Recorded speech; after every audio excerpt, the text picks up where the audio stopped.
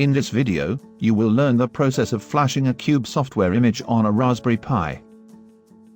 The device's image and credentials must be provided by Qube according to the Raspberry Pi version or its serial number.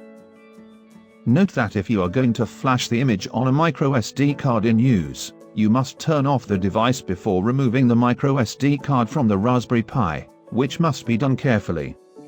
The first step is to create a bootable microSD card with the Qube player image. In order to do that, install Etcher from balena.io on the PC. Please note that if you already have it installed, you don't need to do it again. Find the Etcher download link in the video description.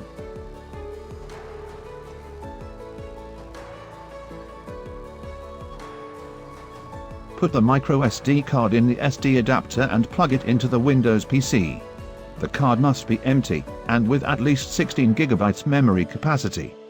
Run Etcher. Click on the Flash from File button, search for the Qube image file and then click on Open. If the image file you have is not in the IMG format, you must unzip it. We recommend the 7-zip software. Find the link to download 7-zip in the video description. Click on the Select Target button. Choose your microSD card, and click Select. After that, click on the Flash button and wait for the process to finish.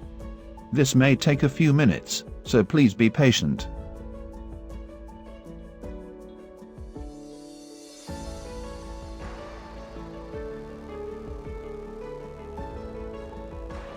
Once the process is completed, open the Windows File Explorer application, go to the boot partition of your microSD card, and open that folder. Paste the JSON file provided by Qube here. The file provided is already filled in with your credentials, but you must confirm it by opening it with Notepad. If it is a player whose hardware was not provided by Qube, you can use any serial number of your choice, or disregard it and not include that line. Remove the microSD card from the PC.